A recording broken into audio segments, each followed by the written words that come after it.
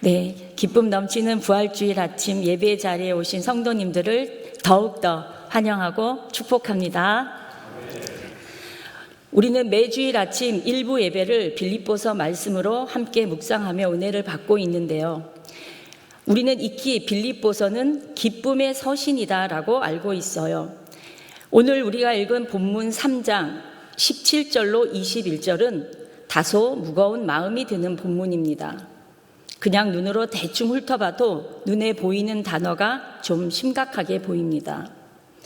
18절에는 눈물을 흘리며 또 십자가의 원수, 19절에는 멸망이요, 부끄러움 등의 표현들이 본문을 읽는 독자의 마음을 무겁게 하고 있습니다. 짧은 시간이지만 간략하게 요약하여 제가 받은 은혜를 함께 나누도록 하겠습니다. 본문 17절에 보면 형제들아 너희는 함께 나를 본받으라 라고 사도 바울이 표현하고 있습니다. 왜 예수 그리스도를 본받으라 하지 않고 나를 본받으라 했는가? 좀 헷갈려 하신 분들도 있을 것 같습니다. 아무리 사도 바울이라고는 하지만 이런 표현은 좀 무리인 것 같다는 생각이 들 수도 있겠으나 고린도전서 11장 1절을 읽어보면 좀 더 쉽게 이해가 될 것입니다. 고린도전서 11장 1절을 제가 읽겠습니다. 내가 그리스도를 본받는 자가 된 것 같이 너희는 나를 본받는 자가 되라. 아멘. 이 말씀을 오늘 본문 앞에 14절과 연계하여 더 풀어서 읽어보면 나 바울이 우리의 삶의 기준이요 목표요 표대가 되신 예수 그리스도를 본받아 그를 바라보며 달려감 같이 너희도 나를 본받아 그리스도를 바라보며 달려가라. 이런 말씀입니다. 그렇습니다. 우리 예수님이 우리를 구원하려고 성육신하여 낮아지심 같이 나를 낮추어 더욱 겸손하고 또한 오직 믿음으로 말씀을 들으며 복음을 전하는 하나님의 신실한 자녀로서 또 예수님의 제자로서의 삶을 살아내야 하겠습니다. 본문 18절입니다. 내가 여러 번 너희에게 말하였거니와 이제도 눈물을 흘리며 말하노니 여러 사람들이 그리스도의 십자가의 원수로 행하느니라. 처음 빌립보서를 시작할 때도 말씀드렸지만 이 빌립보 교회는 늘 예수 그리스도로 기뻐하고 늘 기쁨의 눈물을 흘리며 즐거워하고 감격이 넘치는 그런 교회는 아니었습니다. 이 본문에서도 사도 바울이 눈물을 흘리며 말하는 이유는 여러 사람들이 그리스도의 십자가의 원수로 행하고 있는 것을 지적하고 있습니다. 이 눈물은 사도 바울이 성도들의 영혼에 대한 그 목회자로서의 관점을 이해할 수 있는 부분입니다. 사도행전 20장에서도 바울이 에베소 교회를 떠나면서 해변가 밀레도에서 에베소 교회 장로들과 작별의 인사를 하는데 내가 3년 동안 눈물로 각 사람을 훈계한 것을 기억하라 이렇게 당부합니다. 그러니까 3년 동안 그의 목회는 눈물의 목회였어요. 무엇에 대해서 울었을까요? 배고픔에 대해서 울었을까요? 자기 연민으로 울었을까요?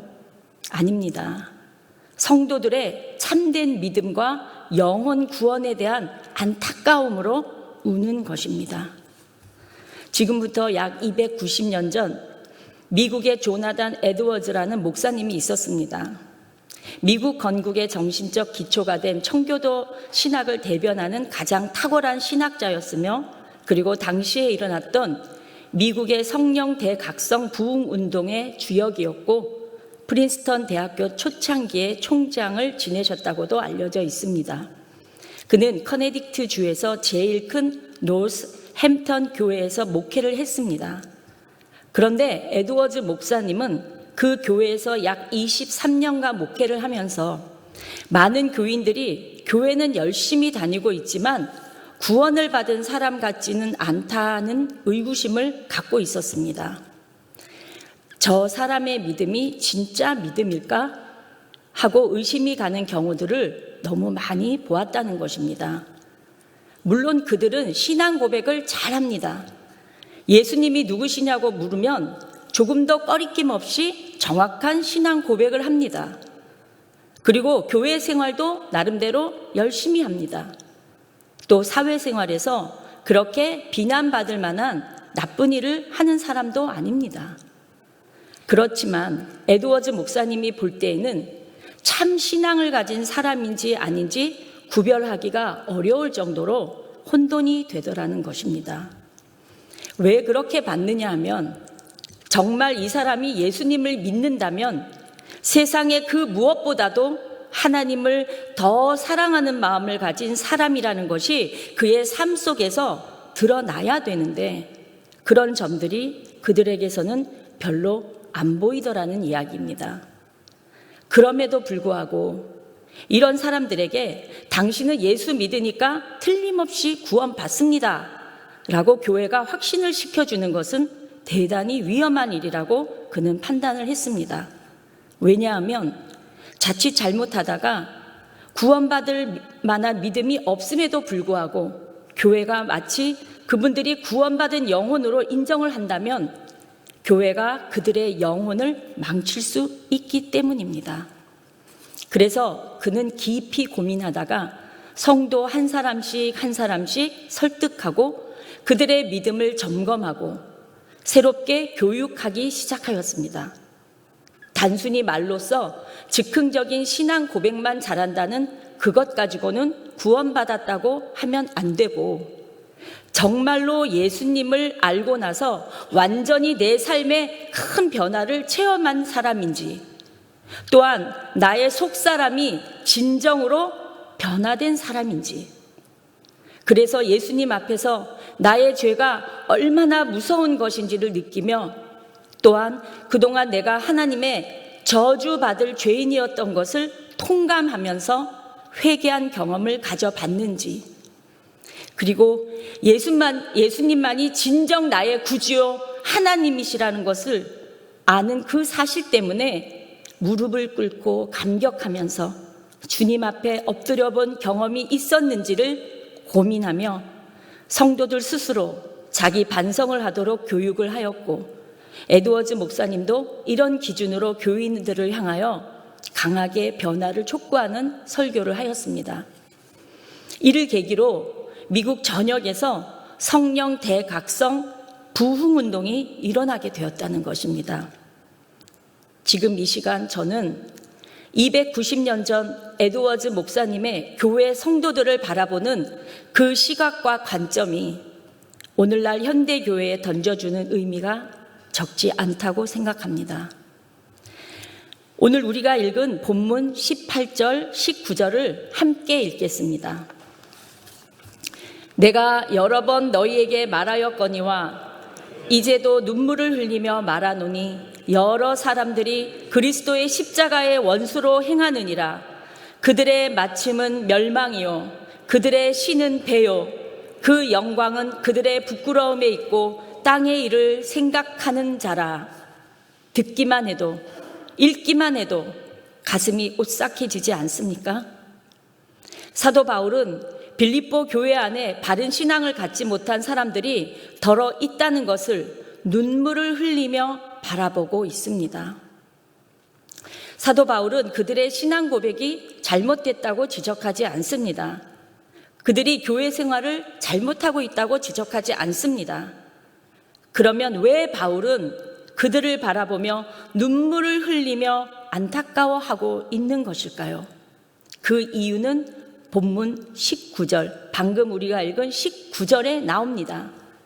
그들의 마침은 멸망이요 그들의 신은 배요 그 영광은 그들의 부끄러움에 있고 땅의 일을 생각하는 자라.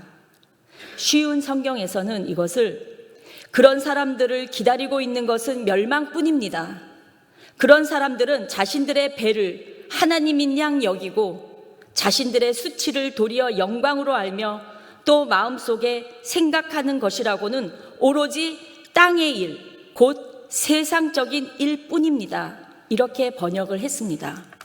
사랑하는 성도 여러분, 우리가 이런 말씀을 들으면 많은 분들은 주일 예배 안 빠지고 잘 참석하고 오후 찬양 예배도 드리고 금요 기도에도 빠짐없이 잘 나오고 뭐 그러면 됐지 이렇게 생각하시는 것이 일반적이지 않습니까? 우리가 겉으로 보아서 사람을 판단하기는 쉽지 않습니다. 그러나 내면을 보시는 하나님 앞에서는 겉으로 보기에 열심을 가진 분들로 보이지만 십자가의 원수로 행하는 사람들이 있다는 것입니다. 2000년 전에도 그랬고 오늘 현대 교회도 마찬가지입니다. 바울은 너무 안타까워서 여러분 그런 식으로 신앙생활하면 멸망합니다 라고 경고하면서 수차례 권면을 했습니다. 그러나 그들은 듣지를 않았습니다. 전에도 여러 번 얘기하였지만 듣지를 않으니 바울이 그들을 생각할 때마다 눈물이 솟아났던 것입니다. 십자가의 원수가 된 사람이 어떻게 구원을 받을 수 있겠습니까? 그들의 결국은 다 멸망이요 영원한 지옥으로 갈 수밖에 없는 것입니다. 바울은 왜 그들이 그리스도의 십자가의 원수라고 말을 하고 있습니까? 그들의 신이 배이기 때문입니다. 바꾸어 말하면 그들의 배가 그들의 하나님이시다. 자기 자신의 배를 채우는 것이 하나님보다 더 중요하다고 생각하는 그들을 경고하는 말입니다.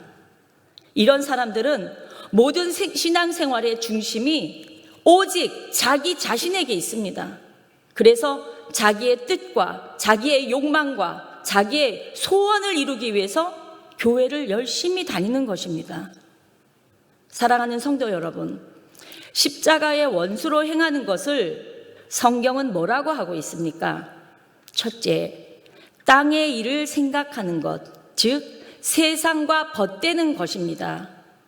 야고보서 4장 4절 말씀입니다. 가늠한 여인들아, 세상과 벗된 것이 하나님과 원수됨을 알지 못하느냐? 그런즉 누구든지 세상과 벗이 되고자 하는 자는 스스로 하나님과 원수되는 것이니라.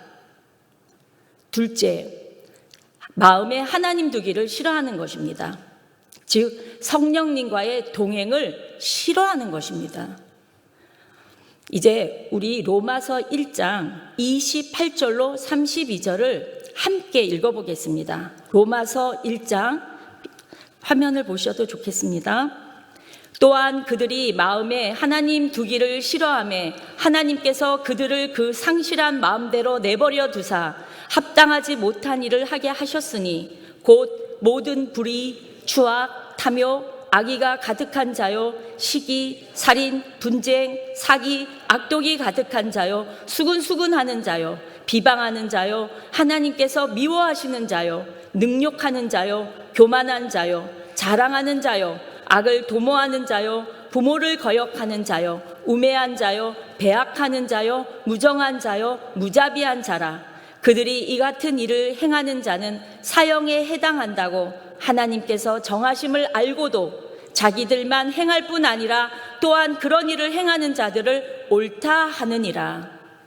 사랑하는 성도 여러분, 이 시간 우리는 우리 자신이 혹여라도 하나님과 원수되게 살고 있지는 않았는지 자신을 한번 깊이 돌아보시기 바랍니다. 그러면 이제 우리는 어떻게 살아야 하는 것입니까? 이제는 우리는 하늘나라의 시민으로서의 삶을 살아야겠습니다. 이제는 우리가 하나님의 백성으로 새롭게 변화되어야 하겠습니다.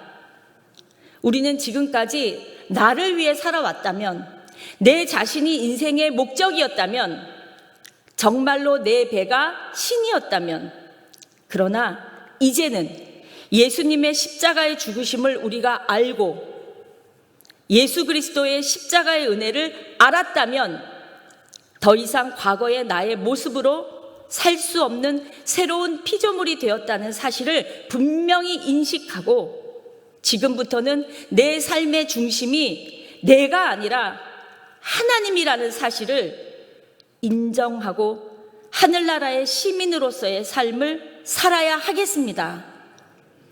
하나님의 영광을 위해서, 하나님의 뜻에 순종하기 위해서 신앙생활을 잘하려고 노력하는 사람, 그래서 모든 신앙생활의 중심이 하나님에게 집중되어 있는 그런 사람으로 바뀌어야 하겠습니다.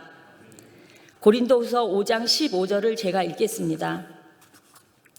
그가 모든 사람을 대신하여 죽으심은 살아있는 자들로 하여금 다시는 그들 자신을 위하여 살지 않고 오직 그들을 대신하여 죽었다가 다시 살아나신 이를 위하여 살게 하려 함이라. 아멘. 이제 말씀을 마무리하겠습니다. 사랑하는 성도 여러분, 왜 우리는 변화되어야 합니까? 왜 변화될 수밖에 없습니까? 그것은 우리의 시민권이 하늘에 있기 때문입니다. 우리는 하늘나라의 시민이며 천국의 백성들이기 때문입니다. 오늘 본문 20절입니다. 그러나 우리의 시민권은 하늘에 있는지라 거기로부터 구원하는 자 곧 주 예수 그리스도를 기다리노니 그는 만물을 자기에게 복종하게 하실 수 있는 자의 역사로 우리의 낮은 몸을 자기 영광의 몸의 형체와 같이 변하게 하시리라. 이어서 갈라디아서 6장 14절입니다. 내게는 우리 주 예수 그리스도의 십자가 외에는 결코 자랑할 것이 없느니라. 하늘나라 시민으로서의 내가 할 것은 나를 위해 죽으신 주님을 사랑하고 주님만 자랑하면 되는 것입니다. 예수 그리스도의 십자가 보혈로 인해서 하나님이 나에게 값없이 주신 그 놀라운 축복들을 생각할 때마다 그게 너무 좋아서 자랑하는 것입니다. 하나님의 사랑을 받게 된 것을 자랑하고 하늘의 영원한 생명을 얻은 것을 자랑하는 것입니다. 주님과 함께 영원히 누릴 영광을 자랑하는 것이며 전부 다 예수 그리스도의 십자가의 은혜로 나에게 그냥 쏟아진 놀라운 축복들을 자랑하는 것입니다. 내게는 우리 주 예수 그리스도의 십자가 외에는 결코 자랑할 것이 없느니라. 하늘의 시민권자로서 성도 여러분의 삶이 더욱더 담대해지고 낙심하지 말고 우리 속에 잃어버렸던 복음의 원천적 기쁨을 다시 한번 재발견하고 회복하는 은혜가 있기를 주님의 거룩하신 이름으로 축복합니다. 기도하겠습니다.